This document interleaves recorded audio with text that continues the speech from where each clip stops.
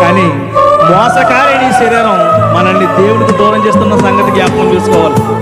దేవునికి దగ్గర చేయాలని శరీరమే, దేవునికి దూరం చేయాలని శరీరమే. శరీరాన్ని దేవుని మహిమపరిచే విధంగా శరీరాన్ని మలుచుకోవాలి ప్రియులారా. స్తోత్రం. చప్పట్లు పడదాం అందరం.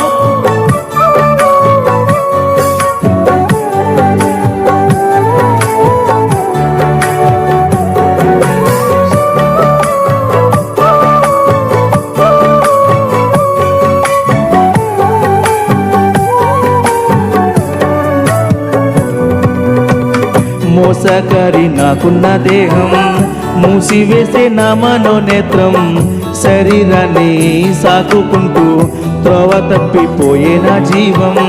పావనము నీ పుణ్యకాయం, పస్తులుందా ఈ పాపి కోసం, తలుచుకుంటే నీదు త్యాగం చేయగలనా